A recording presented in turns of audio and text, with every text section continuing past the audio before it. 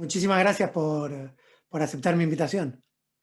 Por favor, gracias a vos por la invitación, por el espacio. Un placer enorme. Bueno, aprovecho y te pregunto por curiosidad, porque me Sí. imagino que por tu trabajo te estás moviendo de un lado a otro, y me decías que salías el sábado de viaje. ¿Era por placer o- No, por trabajo. Igual siempre, yo ya hace años que no puedo viajar por placer solamente, o sea que como que cada vez que me muevo tengo que pensar, a ver, si no es el trabajo lo que lo motoriza, empiezo a pensar cómo puedo aprovechar para de paso hacer alguna cosita, ¿no? Digamos. Claro, no, es que te iba a preguntar Eh, y la charla iba a salir eso porque entiendo que lo que te mueve, tu pasión es, aparte del periodismo y de escribir, es también viajar, ver mundo y ver realidades. Y lo noté porque en tus sí, trabajos te metes. ¿Es así? sí, sí, o sea, es mi forma de ejercer el periodismo, te diría. Eh, Esa curiosidad, la manera que tengo de leerlo, de interpretarla, es a través de la narrativa periodística. Digamos, es la manera en la que me siento más cómodo laburando, en movimiento, digamos. Y bueno, y ahora este es el primer viaje en un año y medio, porque por la pandemia estuve quieto acá en Buenos Aires, no estaba viviendo en Buenos Aires, la pandemia me dejó acá, digamos, me instalé y bueno, y ahora recién vuelvo al ruedo, me voy para Mendoza, o sea que tampoco es un viaje al exterior, pero, pero bueno, es volver a salir del perímetro por laburo. Bueno, vamos, me gustaría empezar por esos primeros viajes. No sé cuál fue primero, si fue, te fuiste a Corea primero que después cuando escribiste el libro en Siria Los y que esperan. los que Sí, esperan. en realidad iba a ser todo un mismo libro, así que todo fue más o menos la misma época, o sea, en el transcurso de 3 años, 2015, 2016 y 2017. Eh, Corea iba a ser parte del mismo libro, el libro originalmente era sobre la vida cotidiana detrás de los conflictos, y la idea del libro surge después del viaje a Siria, la vuelta del viaje a Siria. Se publica una crónica en la revista Anfibia, eh, que, bueno, que además después le fue muy bien, o sea, fue nominada al premio Gabo. Bueno, a partir de ahí, habiendo una ruta de viaje, la editorial Octubre, hablando con Daniel González de la editorial Octubre, dijimos, bueno, eh, aprovechemos para transformar en serie. Entonces las crónicas que siguieron después ya fueron pensadas como capítulos del libro, digamos. Se publicaban quizás una versión reducida en medios, pero ya estaba haciendo el reporteo para un libro, y Corea del Norte originalmente era eso. Lo que sucede es que en la ruta me fui topando con muchas historias de un mismo calibre, de un mismo tema, que eran personas desplazadas, o migrantes, o refugiadas, o que estaban en una situación similar a esa, ¿no? Desde el punto de vista de la espera. O sea, estaban Sí. esperando que algo suceda, un acontecimiento. Por eso el título termina siendo, que lo sugiere Alina Naglis, que es la ilustradora del libro. Dice, claramente estos son los que esperan, digamos. Todo, lo que tenían en común las personas que aparecían en las crónicas era eso. Entonces Corea del Norte se salía un poco de ese esquema y quedó suelta, ¿no? Porque era otro tema, era otro registro de la crónica, una crónica en primera persona. Yo la trato de evitar, pero en ese caso era inevitable. Y surgió además Julián Barsavsky, que es un colega argentino, que mientras yo estaba en Corea del Norte, él estaba en Corea del Sur. No lo sabíamos, nos enteramos después. Cuando él ve una nota mía publicada sobre Corea del Norte, me contacta, nos conocíamos, pero no personalmente, nos conocíamos de ahí de nombre, digamos. Y al toque conversamos y dijimos, che, deberíamos laburar juntos las dos Coreas, porque es algo que no se hizo, los dos trabajamos en el mismo tipo de registro, y bueno, y ahí surgió entonces el libro. Y además surgió al mismo tiempo la propuesta de Clave Intelectual en España para hacer el libro de Corea del Norte, y ahí yo dije, mira, me parece mejor hacer un libro sobre las dos Coreas y sumarlo a Julián. Bueno, ahí está. Esa es la historia, digamos, del libro de Corea. Se terminó como independizando. Yo no esperaba que Corea del Norte, aparte me terminó volviendo una especie de especialista en Corea del Norte porque lo Sí, seguí leyendo y al día de hoy sigo sobre el tema. Pero bueno, originalmente era un libro y terminaron siendo dos, o uno y medio. muy bueno.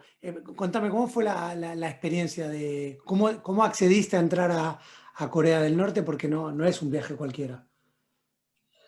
Sí, pero la verdad es que es relativamente sencillo acceder. Me parece que ¿Sí? eso es lo novedoso, ¿no? Claro, es ir deconstruyendo algunos. O sea, se dice tantas cosas y prepensamos tantas cosas de Corea del Norte. Yo también pensaba que era muy difícil. Cuando me puse a producir el viaje, me di cuenta que no era tan difícil. Es mucho más difícil para un latinoamericano pedir la visa de Estados Unidos que ir a Corea del Norte, la verdad. Entonces, sí, o sea, son agencias de turismo que después en el libro está, porque las investigué, son de contratistas que son occidentales, son contratistas asociados con burócratas occidentales o chinos, asociados con alguien de la dirigencia norcoreana y que llevan turistas, o sea, cobran por PayPal, te contactas por mail, te gestionan todo, te encontrás con ellos, puedes ir de diferentes puntos, puedes ir desde Beijing en avión, puedes ir en tren desde, que es lo que hice yo, desde la frontera con China, en la ciudad china de Dandong. Y ahora no sé si está vigente, bueno, ahora nada está vigente por la pandemia, Vale, pero acceder se puede, no recuerdo, pero también se puede ir por Rusia. se puede Sí. acceder, pero me imagino, o por lo que leí, tampoco te dejan, bueno, entraste, te vas a tu hotel y te vas a visitar lo que quieras. No, no, es un viaje único desde el punto de vista que no puedes tomar ninguna decisión. O sea, tenés que ir como parte de un grupo, como parte de un tour, o sea, hay muchos académicos que fueron, muchos diplomáticos, contratistas también, pero a todos siempre hay alguien encargado de vigilarte, digamos, ¿no? De acompañarte, de estar con vos. O sea, no puedes salir a caminar, no puedes hacer planes por tu cuenta, nadie los puede hacer en, en Corea del Norte. Ahora, para comprar un tour, los requisitos casi que no existen, porque normalmente un requisito era no ser periodista, y a mí me dieron la visa igual. Entonces, por más de que no puse periodista, puse politólogo, no sé, digo, un periodista, te das Sí, cuenta, lo googleás y ya te das cuenta de periodista. sí, sí. Entonces, digo, no hay una exigencia muy fuerte. Bueno, con qué realidad te encontraste ahí? Fue una experiencia singular desde lo personal, pero un poco decepcionante desde lo profesional, porque sentía que estaba viendo lo que ya había leído todo, ¿no? O sea, como justamente no podés tomar ninguna decisión en el viaje, eh, y yo me leí un montón de bibliografía y de testimonios y documentos antes de ir, sentía que me estaban contando exactamente lo mismo que había visto, que es algo que por lo general no, o sea, parte del viaje tiene que ver con eso, con todo lo que tenés como antecedente, apenas pisás un territorio, eh, tu mirada descubre algo nuevo, ¿no? Sí, Algo que no habías leído, algo que te sorprende, algo que te interesa. En este caso, eso estaba porque me interesaba, me sorprendía, pero se me dio a lo ya leído, ¿no? Ya explorado por otras personas antes. Eh, o sea, tiene la dinámica de un tour, viste que hay gente mm, que hace el mismo viaje por Europa, no sé, va a la Torre Eiffel, va al restaurante, y su viaje es exactamente el mismo al que hicieron miles de otras personas, no se sí. diferencian en nada. Bueno, en Corea del Norte pasa obligatoriamente eso, digamos. No puedes salirte, es muy difícil salirte de ahí. Y bueno, y lo que vi es eso, una sociedad disciplinada, que sigue la lógica de la Guerra Fría, es decir, es una especie de viaje en el tiempo a cómo eran los países antes de que se caiga el muro de Berlín. Y al mismo tiempo intento, sobre todo desde que gobierna Kim Jong-un, de modernizar o de por lo menos de introducir elementos modernos, tecnología. Ahora, al mismo tiempo, es una modernidad perimetrada en el país, ¿no? Es decir, no hay internet. Hay una Hay intranet. Es una decir, especie de todos los intranet. contenidos de internet están filtrados por el Estado. Claro. Sí, una Y, internet interna. y a nivel, en el tablero mundial, ¿qué papel juega Corea y quiénes son los que la mantienen o la ayudan a que no se hunda? Aunque ahora leí que lo están pasando muy mal justo en esta época con lo aislado que está y con la Sí, pandemia. bueno, de alguna manera su aislamiento natural, esto, digamos, se puede hacer turismo, pero los contingentes de turistas son muy, muy reducidos. No sé, yo fui con un tour de 20 personas y el hotel era, no sé, no me acuerdo ahora exactamente, pero ponele 20 pisos y había 2 pisos habilitados. O sea que había 18 pisos a oscuras totalmente, ¿no? Eso quiere decir, no, el volumen de turistas es muy, muy, muy reducido. Así todo en la pandemia se redujo. Y este aislamiento natural, este país hermético naturalmente, digo, habitualmente, ¿no? Sí. De Corea del Norte, le favoreció al principio de la pandemia porque después todos nos volvimos eso, todos nos encuarentenamos. Entonces, eso retrasó la llegada del virus, aunque también el principal abastecimiento viene de China, entonces al principio, al cortar el contacto con China, eh, tuvieron muchísima escasez de bienes y servicios. O sea, es un país embargado por todos lados, bloqueado, y China es su sponsor principal, y todo lo legal y sobre todo lo ilegal que ingresa al país en términos de bienes y servicios, sobre todo de bienes, viene de China. Y los que vienen de China a través de chinos, pero también de coreanos que viven en el sur de China, en la región de Manchuria. Al cortar ese flujo, cortaron el flujo de abastecimiento. Entonces tuvieron enormes problemas de escasez. Ahora, en términos epidemiológicos, el aislamiento lo favoreció, ¿no?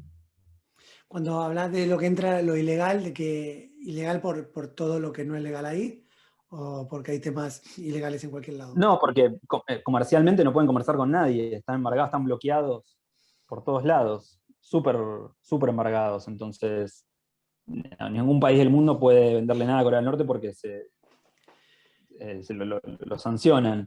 Entonces, China es es su sponsor principal, o sea, desde el punto de vista financiero, pero también es esa puerta de entrada eh, y de salida bueno, que le habilita, digo, lo informal lo formal en el sentido de las importaciones, de las exportaciones, y lo informal en términos del contrabando. O sea, el contrabando, como no se puede ingresar muchas cosas y,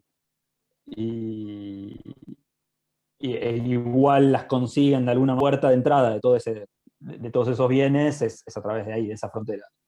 ¿Cuál es la estrategia de estar armado y mostrarle al mundo que tiene misiles y ese show que se hace alrededor de él, de todo eso? ¿Cuál es la razón de ser? Es, eh, Ellos lo dicen explícitamente, o sea, cuando lees la traducción de los discursos de Kim Jong-un, Mm. es explícito, es una estrategia disuasiva.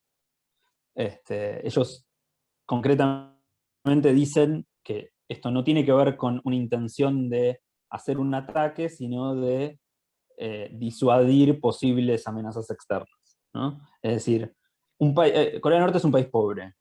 Eh, Vos mirás los números del PBI y son como los de Honduras, ponele. Vos no te imaginas a Honduras potencia nuclear, Mm. ¿no? Ahora, esa escasez y además un financiamiento que anda a saber bien de dónde viene, o podemos empezar a hipotetizar de dónde viene, pero da igual. Digo, todo ese dinero eh, se invierte en gran medida a defensa, ¿no? ¿Por qué? Porque desde su punto de vista, si no hacen esto, las posibilidades de ser invadidos por Estados Unidos concretamente son altas. Entonces, se trata de disuadir fundamentalmente a Estados Unidos de iniciar cualquier tipo de acción militar o de invasión.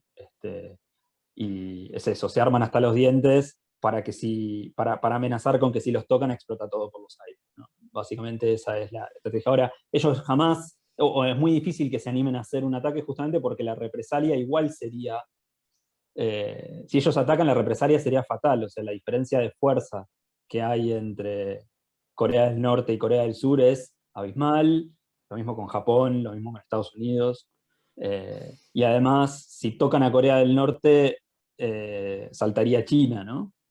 Detrás, y China no le interesa, es una hipótesis de conflicto, no le interesa explorar, entonces China jamás va a auspiciar que Corea del Norte haga efectivo un ataque, pero si lo llegan a tocar a Corea del Norte, sí va a reaccionar, ¿no? Entonces sería un... Sí. Bueno, hay un podcast muy bueno en Podium Podcast, se llama Guerra 3, ¿Sí? eh, que es de ciencia ficción y que está muy bien hecho y que justamente juegan con esta idea de que la Tercera Guerra Mundial en realidad explota ahí, puede explotar ahí, digamos, en el sentido de que si tocan a Corea del Norte, China va a saltar, y si China salta contra Estados Unidos, ya tenemos una guerra mundial, ¿no? Entonces China nunca la va a dejar caer, ¿no? China nunca la va a dejar caer, por lo menos tal es el status quo, ¿no? Salvo que algo suceda que a China no le afecte ni geopolíticamente ni financieramente, y, y eso se verá. Digo, hay muchas variables y está, digo, la irrupción de Donald Trump, por ejemplo, al principio parecía que iba a tirar todo por los aires, que iba a romper ese equilibrio, y lo terminó rompiendo, pero al revés, porque inició conversaciones con Kim Jong-un, algo que no habían hecho sus antecesores. Bueno, eso era impensado. Entonces, siempre lo impensado puede suceder. Sí. Pero tal como está configurado esto, es un status quo que tiene 60 años, y entonces es muy fuerte, está muy establecido, y están todos cómodos, digamos, con esa... Hay una especie de zona de confort en ese tablero geopolítico. Eh, para que China le convenga otra cosa, tiene que pasar algo que no sabemos qué es. Y bueno, el libro es Las dos caras de la misma Corea, eh, donde Julián, tu compañero, analizaba lo que pasaba en el sur. ¿Cuáles fue? Porque hicieron crónicas y después pusieron en común.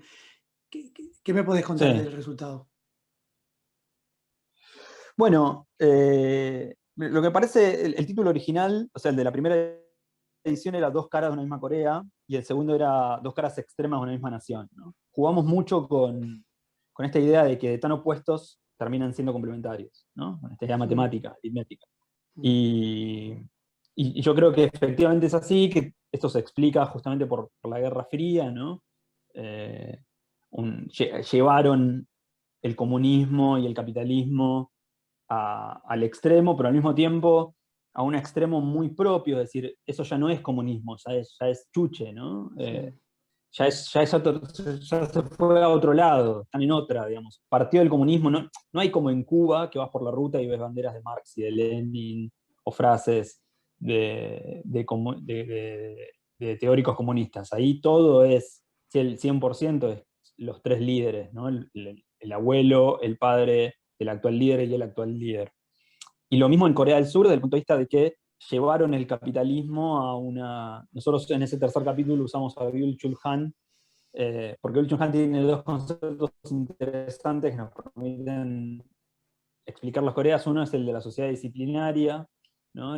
Que es un poco la sociedad Foucaultiana, ¿no? Esta sociedad de control, ya también Deleuze, y como un control tradicional, ¿no? Con un vigilante y un panóptico, digamos, eh, convencional.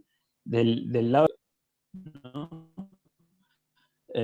Bueno, Corea del Sur es el capitalismo llevado a la sociedad del cansancio, es los chaebol, estas corporaciones, estos conglomerados, han formado la familia de Kim Jong-un en el norte. Eh, lo que tienen en común es que son un mismo país, que la Guerra Fría los ha llevado a estos dos extremos que en algún punto se terminan tocando, ¿no? Porque esos extremos eh, son caminos a los cuales acudieron para poder diferenciarse del otro. Y digo, hasta la década del 70, Corea del Sur el PBI de Corea del Sur era más chico que el de Corea del Norte. y hoy es, no me acuerdo el número exacto, pero 50 veces más grande. Sí, una barbaridad. Digo, tenía que ver el apoyo de Estados Unidos a Corea del Sur y el milagro coreano en Sur Corea tiene que ver con diferenciarse de su vecino. Entonces ahí hay una complementariedad permanente y jugamos bastante con esa idea y hay cosas que por ser una misma nación se ven de los dos lados y que bueno, que tienen su raíz no solamente en lo coreano, sino en algo que excede a ese país y que tiene que ver con toda la región, que es el confucianismo. Sobre lo que comentas de irse a los dos extremos, ¿no? De la polarización que cada vez más se ve en la política actual. Seguramente siempre existió, pero bueno, la realidad que nos está tocando vivir te das más cuenta, ¿no? Desde en Argentina, que es donde estás, en España se está viendo igual, Estados Unidos con Sí, Donald Trump. ¿Qué papel juega y por qué le beneficia a ciertos actores irse a los extremos? Parece que le va mejor. ¿Es así? ¿Y por qué es? lo que sucede es que digamos, yo no creo que sea novedoso, creo que es, digamos, el conflicto es inherente de la política. Entonces, digo, que se reduzca, que se polarice, digamos, que el conflicto se reduzca a dos partes, tiene que ver con eh, que hay dos grandes partes que se van comiendo a todos los matices, pero los matices siguen estando ahí adentro, ¿no? Sí, Yo creo que nosotros escribimos una nota un poco jugando con la polarización argentina, pero la nota sí, sobre Corea, ¿no? Se llama Corea del Centro no existe, sí, ¿no? Y la verdad es que es así, digamos, no es posible. En Corea del Centro hay una zona desmilitarizada, que es la zona más militarizada del mundo, digamos. Eh, el centro es un lugar, es una ilusión. Siempre se está de un lado o del otro. Ahora, no hay dos lados, hay un montón, ¿no? Hay muchísimos grises, pero a veces la realidad es como en el tenis, es una pelota que pica de un lado, pica del otro. A veces es así, ¿no? Entonces, tiene que ver con el devenir de las coyunturas. Yo creo que también tiene que ver con los contextos de escasez, los contextos de crisis, ¿no? Eh, digo, es fácil no creer en uno de los extremos en momentos de abundancia, no creer en nada, digamos, o no ser mm, parte de algo en momentos de abundancia o de estabilidad. Ahora, nadie es ateo cuando llegan los penales, ¿no? Es decir, en momentos de crisis, la tendencia a soluciones que te saquen de ahí, la tendencia a creer en esas soluciones, siempre suele ser, o sea, se polariza, todos los matices se terminan corriendo hacia los polos. Digo, el caso coreano es muy distinto porque es la Guerra Fría, o sea, es la vieja polarización del siglo XX que sigue vigente, y que justamente te permite ver que esos matices están y que cada vez que hubo conversaciones de paz tuvieron que ver con que, por ejemplo, como la última, ¿no? Que todavía sigue vigente, todavía no se volvió a congelar, se descongeló hace algunos años, el presidente Moon, el nuevo presidente, ahora está terminando su mandato, pero cuando asumió el presidente surcoreano, se acercó a Kim Jong-un y él fue quien, de alguna manera, permitió o despertó que Donald Trump también siguiera ese mismo camino, entonces se abriera un diálogo que parecía imposible un año mm. antes. Eh, bueno, eso tiene que ver, Kim Jong-un tampoco es su padre y su abuelo, también es más dialoguista. Entonces, digo, hay matices que de repente aparecen y se recomponen, ¿no? De hecho, digo, para cada caso en particular, si uno ve eh, el caso argentino, el caso español, Sí. digo, el gobierno español no es una izquierda extrema, no es una izquierda súper moderada, y el gobierno argentino, el gobierno de Alberto Fernández es un gobierno muchísimo más al centro del que fueron, no sé, el de Cristina Kirchner o el de Néstor Kirchner. Digo, al final también los matices siempre están a la vuelta de la esquina y la polarización es más relativa de lo que pensamos, quiero decir. Hablando de historia, de política, fundaste la revista Late. ¿Cómo Sí, surge? con otros... Sí, perdón. Sí, con otros compañeros, y es un proyecto de darle voz, ¿no? A la gente que quiera contar historias en Latinoamérica, que me parece muy interesante. ¿Y cómo funciona? ¿Cuál fue la idea? Y lo más importante, ¿cómo en periodismo, cómo se financian? Bueno, sí, es un medio escuela.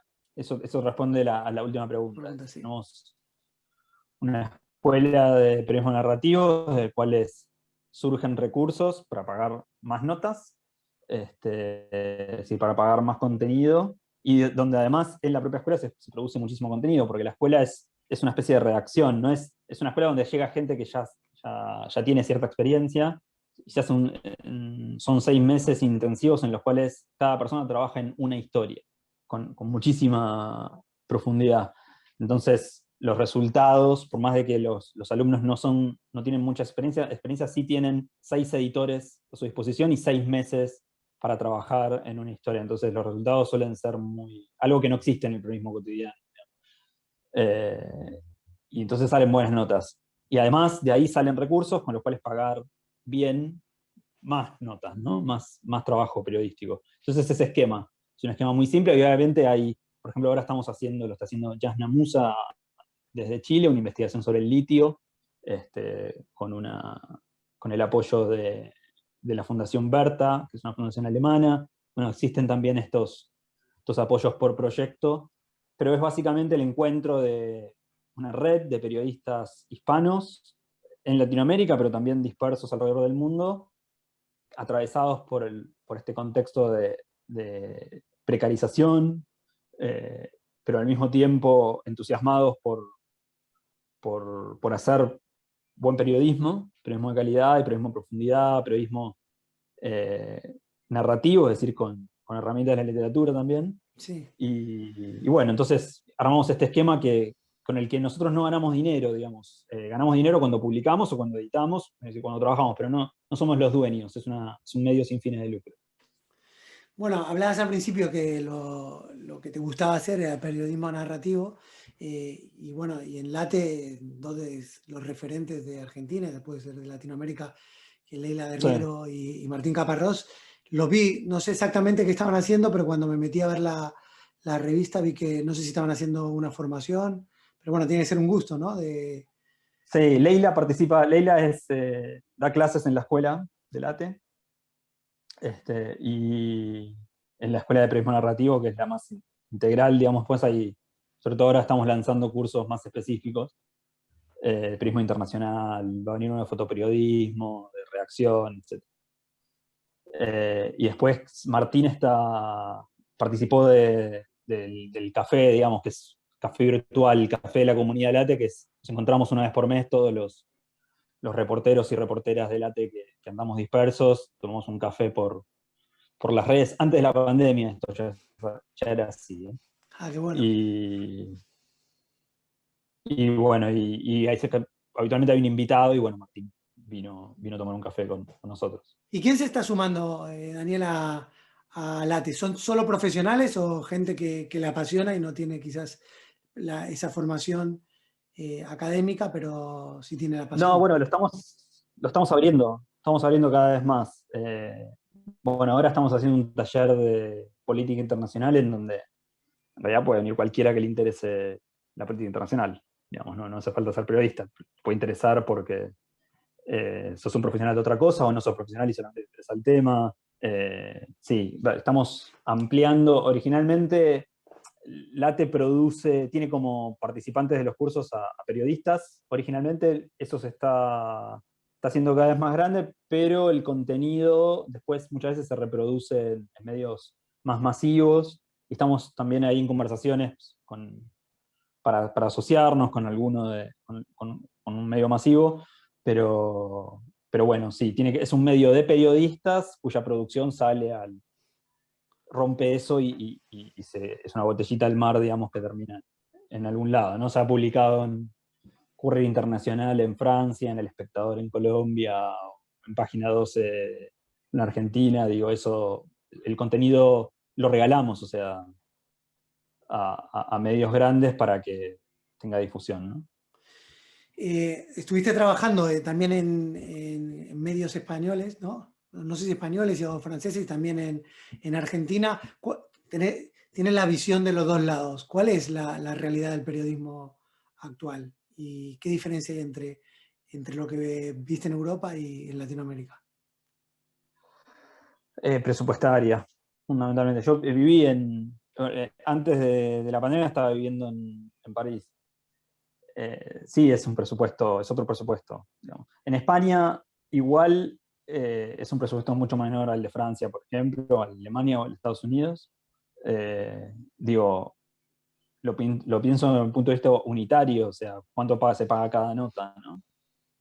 Y, y en España, como mucho, se paga 200 euros, 300, como muchísimo. Muy difícil, hay casi ningún medio paga más que eso. Y la mayoría paga por debajo.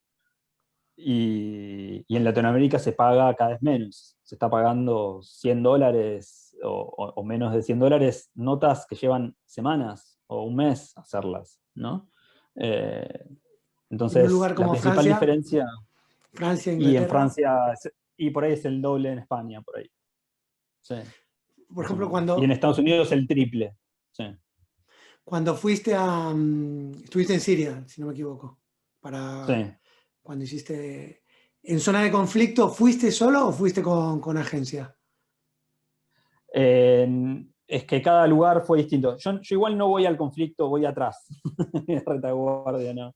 No soy un periodista de guerra, Está bien. no me interesa, digamos.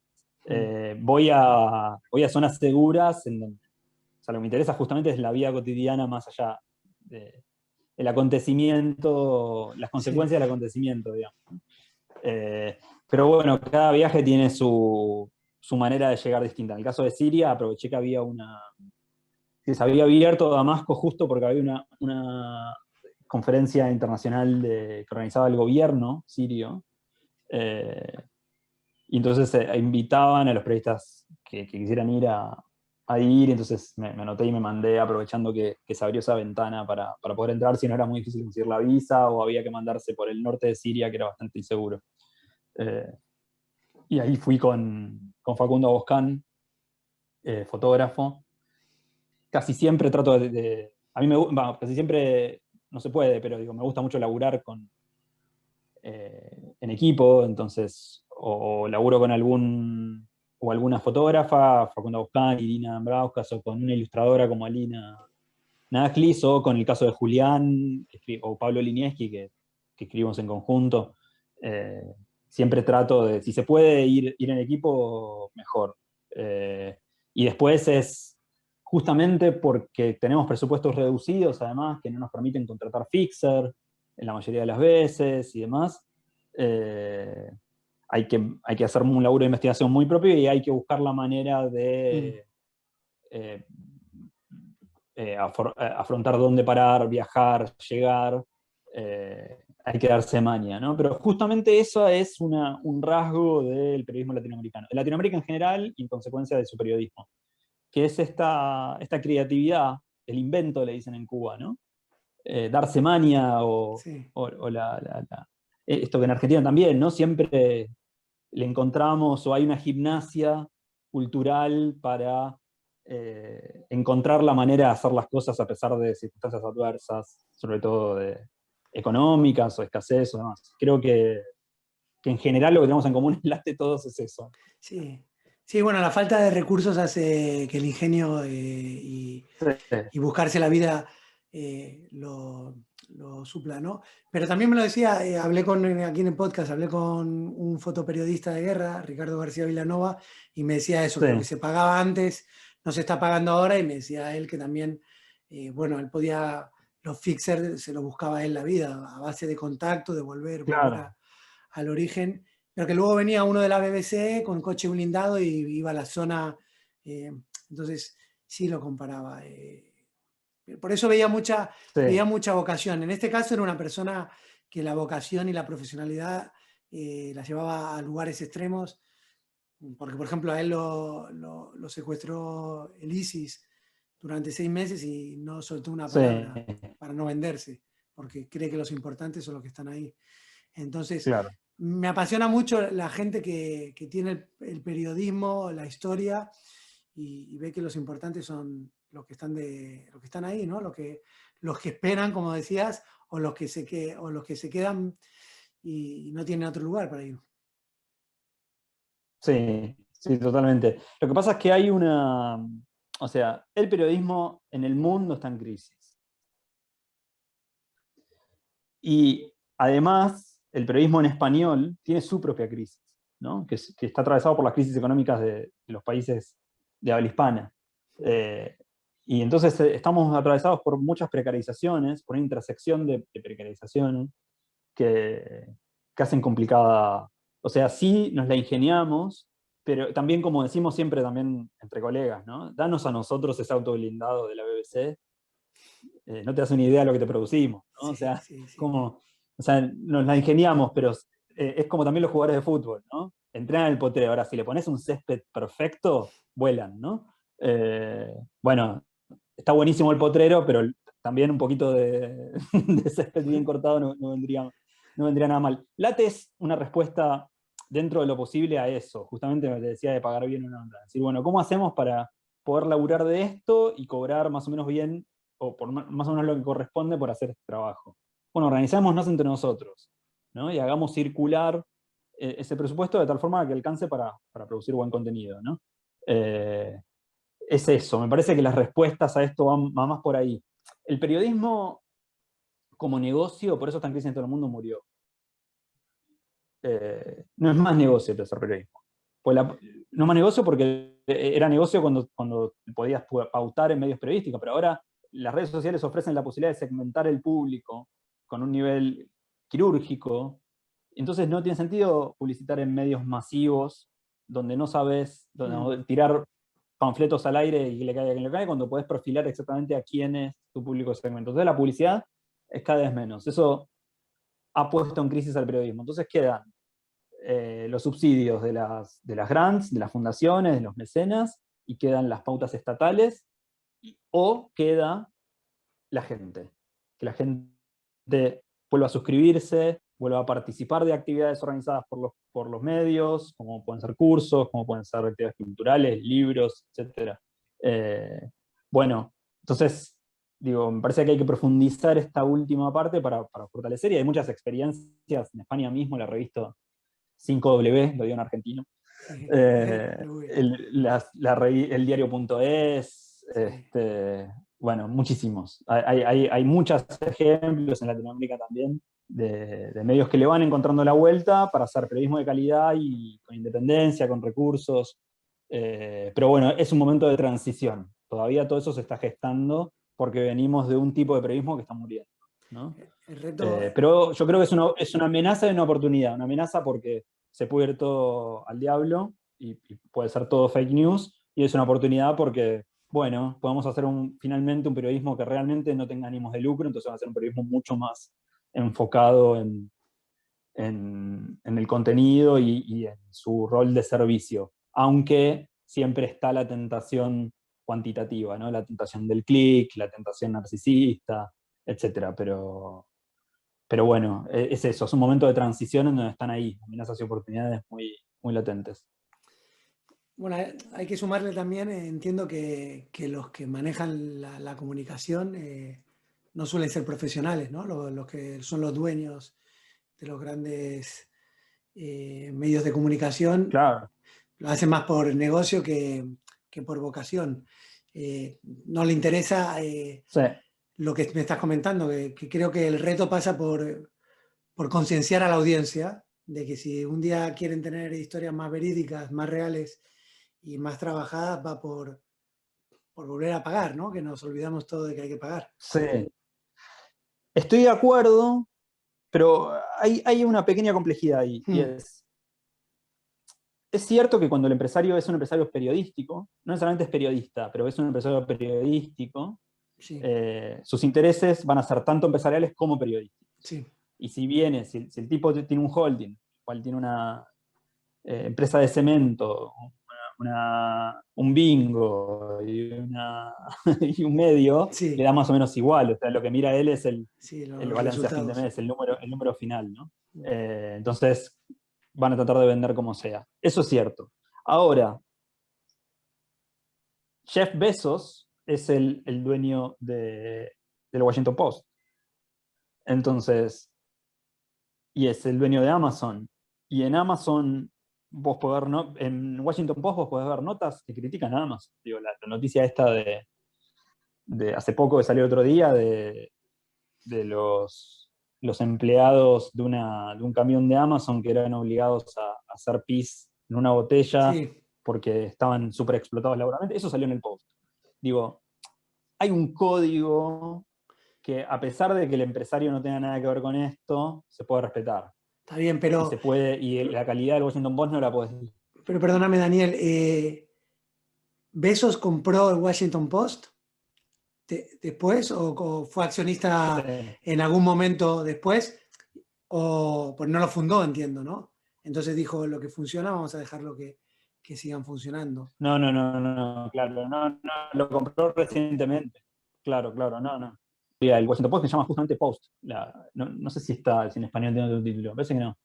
Eh, que, que cuenta ahí se puede conocer mejor la historia del Washington Post, pero bueno, digo, el dueño del Post actualmente es uno de los hombres más millonarios del mundo y que además es el dueño de Amazon, que es una de las empresas emblema de esta uberización de la economía a nivel global. Y así todo, uno puede encontrar en el Washington Post una producción de calidad, una inversión en contenido cada vez mayor y además cierta independencia que obviamente nunca va a ser total porque siempre condiciona, pero bueno, estamos en el capitalismo y siempre que haya capital, el mismo va a condicionar de alguna manera, pero digo, así todo puedes ver un medio con una independencia interesante. Y digo, para mí lo que se dio cuenta, y eso es un modelo a seguir desde este punto de vista, hacer buen contenido periodístico, eh, garpa, o sea, es negocio. Es mentira que hay que hacer periodismo de mala calidad para vender más. Eso es un mito y estos ejemplos demuestran que cuando invertís en contenido, termina siendo más negocio que cuando no invertís en contenido. Digo, el Washington Post le está yendo mejor que antes de Bezos. Y Bezos lo que hizo fue invertir en contenido, trajo a Martín Baron como director, que era el director del Boston Globe, que ahora se acaba de retirar. Trajo al mejor director de periódico de Estados Unidos y lo puso a producir. Digo, eh, o sea que es cierto lo que decíamos al principio, recapitulando, es mejor que los medios tengan intenciones periodísticas desde cero, que los medios sean periodísticos, pero aún cuando el capital no es periodístico, tiene que establecerse, tiene que quedar claro que hay un código ahí que no se puede romper y que además conviene no romperlo porque es mejor negocio. Ustedes desde Late, ¿qué están descubriendo? Porque también es una aventura, ¿no? Lanzarte, vas con una idea y Sí, después, ¿qué están descubriendo y qué sensaciones tienen? Porque ¿cuándo nació? Que eso no lo tengo claro. 2017. Bueno, tienen recorrido. Sí. Hablamos un poco de eso, de cómo fue de la experiencia y qué están descubriendo, porque seguramente irían con una idea y la idea se fue abriendo, se fue cambiando. Sí, sí. La verdad es que la idea de la escuela, que al principio era una pata de late, eh, terminó volviéndose su bastón principal, digamos, ¿no? Terminó fusionándose con la idea de la revista. Hoy Late es una comunidad de gente eh, en donde la escuela es importantísima. Por eso decía al principio, es un medio escuela, ¿no? Es decir, se volvió un espacio de encuentro, y investigación y exploración de un montón de gente, porque no es gente que va a aprender algo nuevo, efectivamente sí aprenden cosas nuevas, pero digo, no es gente que va a, a meterse en un palo que no había explorado, sino que va a compartir un espacio con otros colegas para ver cómo se pueden hacer mejor las cosas, ¿no? Si vos mirás las rondas de redacción de la escuela, en cada clase hay 20, 30 alumnos y todos van contando cómo van en su historia, ¿no? Y entonces vos aprendés de la presentación de los docentes, ¿no? De Leila, de lo que Sí, podemos decir los otros docentes. Pero es fundamental lo que aprendés en ese espacio en el cual vos, estando en Colombia investigando algo relacionado a los pueblos indígenas, escuchás a otro que está en Ghana investigando sobre la estafa de un banco, y a otro que está qué bueno. en París investigando sobre, no sé, los sombreros, cosas así muy distintas, y aprender de otros 30 trabajos de campo, y poner en común el tuyo y recibir la devolución de los demás. Toda esa experiencia compartida se transformó en el corazón de la revista. Qué bueno. Eh, entonces descubrimos que la escuela no era un método de financiamiento, sino que era la revista en sí misma, ¿no? Y, y creo que eso es lo más interesante, que además creo que responde a algo que nos pasa como freelancers en general, que es esto de que nos sentimos aislados, que nos sentimos laburando Hmm. muy solos, con eh, esto de la precarización también a la que nos sentimos todos expuestos, pero también a las ganas de piezas periodísticas que estén buenas. Concretamente eso, ¿no? La Sí. gana de hacer bien el trabajo. Y eso es más fuerte que cualquier urgencia económica, ¿no? Y por eso sigue vivo el periodismo en Latinoamérica Latina, porque si no, casi no tiene motivos para sobrevivir, ¿no? Se sostiene a fuerza de entusiasmo. Y bueno, nosotros queremos que no sea solamente el entusiasmo, que encontrar, aunque sea una experiencia más que aporte una manera de sacar eso adelante, ¿no? Yo creo que la aposta es que haya muchas experiencias, no una gran experiencia, sino muchas, que se multipliquen. Así que bueno, vamos por la nuestra intentando de que justamente de que haya muchas más. Fenómeno. Para ir terminando, te tengo que preguntar, a día de hoy, ¿qué tipo de información y en dónde consumes, dónde te informas? Uf, es que los periodistas tenemos 50.000 pestañas abiertas, ¿viste? Todo el Sí, tiempo. sí, sí. Pero Pero, no para un pero trabajo en particular, sino cuando te quieres informar o... claro, todos los días. Y depende sobre dónde, ¿no? Pero bueno, sí, yo trato. Hay periodistas, por ejemplo, para seguir lo que pasa en Argentina, Sí. tengo 3 o 4 periodistas de referencia y 2 o 3 medios que trato de leer seguido, como para hacerme una idea. Este, y me parece que es así sobre cada lugar. O sea, la información es local, siempre. Entonces, yo trato de leer medios franceses para enterarme más pasa en Francia, y de ir calibrando a ver cuál es la mejor manera de ver qué pasa en Francia, lo mismo en Argentina. Digo, también como periodista de mi laburo es internacionales, digamos, es esa sección. Entonces, medio que tenés que ir puliendo las fuentes de información de cada lugar en particular. Eh, eh, pero bueno, también escucho mucho podcast, me gusta leer mucho crónicas, hay un mundo del periodismo narrativo que me interesa. eh, de podcast escucho cada vez más y salen cada vez más cosas. Digo, el tuyo es un ejemplo de eso, ¿no? De que es un espacio cada vez más fértil para producir contenidos interesantes. Y también, nada, consumir, pasa que no queda mucho tiempo, pero consumir documentales, que se encuentran en todos lados. Hay muy buenos documentales en mainstream, tipo en Amazon Prime, en Sí. Netflix. ¿Qué Eh, papel juegan esas plataformas para financiar ciertos proyectos que antes no habría manera? O sea, lo hablaba con actores y actores me decían, sí, estamos en un momento que no nos podíamos imaginar. O sea, nos están saliendo sí, cosas que antes nunca habíamos trabajado tanto, los que tienen suerte también, ¿no? sí, sí. También es cierto que, bueno, hay cierta mirada, no sé, de Netflix que se nota, que condiciona de alguna manera, pero bueno, como decíamos antes, condiciona, siempre el capital condiciona, digamos, ¿no? Sí, Lo ideal es que el capital, no existe el capitalismo puro. Pero sí, a nivel documentales, me parece que Netflix ha hecho la producción de cosas copadas. No sé, en 1994 pienso, por ejemplo, en México, de Diego Enrique Osorno, o de Square, en Egipto. Eh, Digo, son piezas documentales impresionantes y que están en Netflix, ¿no? Eh, o, o bueno, en Amazon Prime se pueden ver también un documental español que es Muchos hijos, un mono y un castillo, un documental No lo vi. hermoso sobre Ah, no lo vi. español, de los mejores, que se produjo en el ¿Sí? último tiempo. Lo anoto, Sí, sí. y está en Amazon Prime.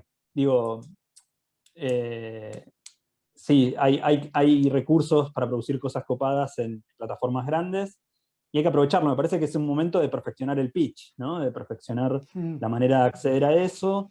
Eh, y al fin de cuentas, igual yo creo que si vos producís, haces buenas cosas, y si lo que producís está bueno, si las ideas que tenés están bien, eso a la larga o a la corta a algún lado te lleva, a algún buen lugar te lleva, ¿no? A la larga o a la corta le vas a conseguir financiamiento, en mainstream o en algo más off, pero si lo que estás haciendo está bueno, no creo en la meritocracia, además creo en el entusiasmo por hacer bien las cosas y en que hacer bien las cosas muy difícilmente no te lleva a un buen lugar, ¿no? Y entonces creo que es un momento en donde esas oportunidades que van surgiendo son justamente potencialidades para aprovechar, ¿no? Para explorar y qué sé yo. No, el palo audiovisual yo no lo tengo tan calado, pero bueno, sí hay cada vez más fondos eh, relacionados con el contenido porque, bueno, hay una crisis de fake news a nivel global y Sí. entonces cada vez más gente con algún recurso está interesada en ir contra eso, ¿no? Me imagino que lo que acabas de decir de que hacer algo bueno a algún lado te va a llevar, tiene que ser el Sí. leitmotiv, ¿no? De la revista, de la gente que arranca una historia, que son largas, ¿no? El periodismo en ese sentido no es un periodismo que tiene un resultado de un día para otro. Entonces, tener eso en la No, cabeza, requiere cierto tiempo. Pero bueno, a veces requiere menos tiempo o sea, se puede hacer no sé, en una semana una pieza de periodismo impresionante. Obviamente no es muy difícil hacerlo en la noticia diaria, en el diario, digamos, ¿no? sí, pero también va con el Pero goteo, ¿no? sí, De hacer una pieza, volver a hacerlo, no ver sí, resultados a sí, corto plazo. sí, sí. Mira, la mayoría de la gente que se escribe a Late por ahí publicó una vez o no publicó todavía y viene de otro palo o viene publicando en el palo de noticias. Y Late le sirve porque publican una super nota, una, pero es una nota del carajo. Y esa nota del carajo le va a abrir las puertas Qué bueno. de otro lugar, ¿no? Entonces creo que pasa por ahí, hagan buenas cosas porque las buenas cosas te abren buenas puertas. Eh, y, y es eso, obviamente si lo haces seguido te va a salir cada vez mejor, ¿no? Si lo intentás muchas veces es probable que en algún momento salga también. No digo no, soy muy cuidadoso de no caer en el discurso meritocrático de si se puede, el que quiere puede, el que no le va bien es porque fracasó. No creo que sea así. Hay muchas variables que te condicionan, externas. Y no todos. Lo que digo es que en la medida de lo posible, buscar esa ventana de posibilidad y explorar al mango, ¿no? Jugártela a fondo por lo que te interesa y jugártela a fondo por hacer las cosas bien, hagas lo que hagas, ¿no? Eh, que siempre va a ser más probable que siendo más mediocres, ¿no? En ese sentido me parece. Y sí creo que a nivel periodístico, además hace falta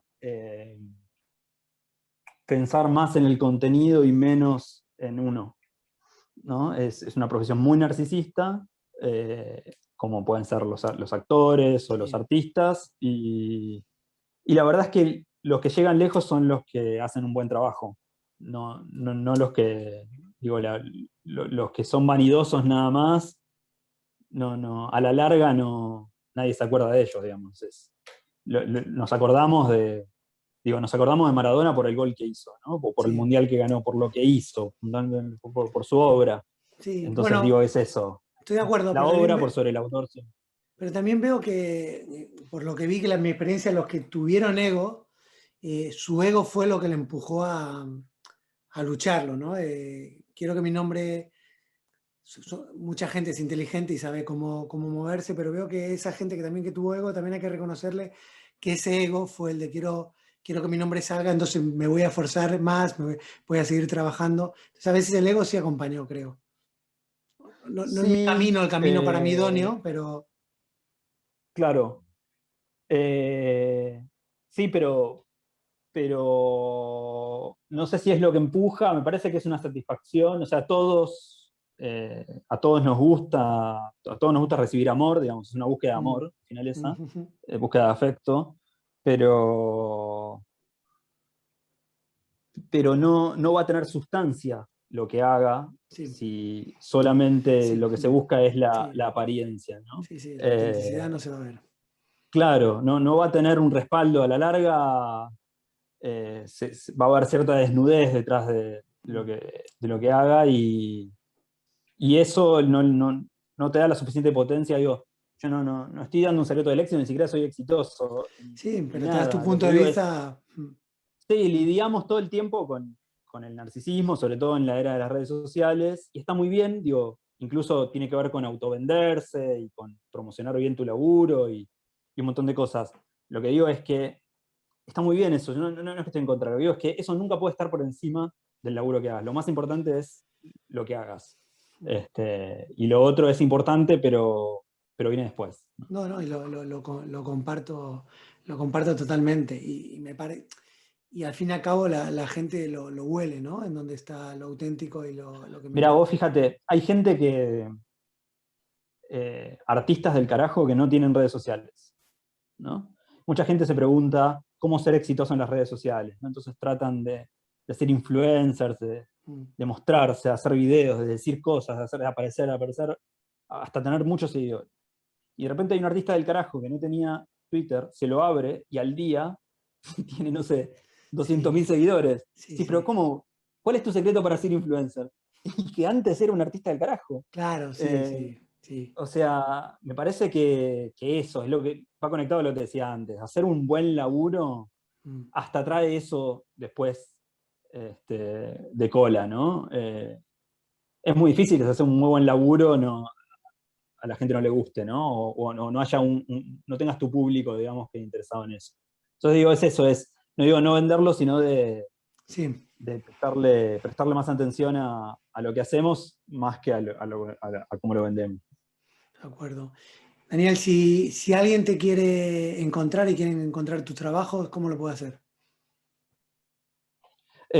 Bueno, está en Revista Late, yo soy editor de Late, y si no en las redes sociales es arroba Dani Huiza, el Instagram, pero bueno, hoy en día, googleando, me parece, ¿no? Sí, sí, sí, sí. Se encuentra súper fácil, pero bueno, hoy estoy súper abocado a Late y creo que la mejor forma de ver ese laburo es entrando a la página de Sí, revistalate.net. estoy de acuerdo, googleando, pero uno también puede poner el foco en donde más interesa. Por ejemplo, si tus trabajos o late donde Sí, realmente te está más sí, cómodo. estoy en Twitter, estoy en Instagram, pero soy medio perezoso también en la actualización. Hay veces que no publico, digamos, publico una nota Pasa. y tardo en ponerla ahí. eh, pero bueno, es un defecto, no lo digo No con es orgullo. A como. mí, viste, como dice Dolina, que hay gente que se enorgullecía de no usar contestador automático. Me parece, digamos, el orgullo así por medio hipster por no usar tecnología no me va, no lo digo, es que no le doy tanta bola y quizás debería darle más. Entonces, sí le doy más bola a la revista y ahí es donde aparece más el laburo. Bueno, fenómeno. Daniel, nada más me queda agradecerte esta gran charla, tu tiempo y la disfruté mucho. Gracias a vos y bueno, acá estamos a disposición.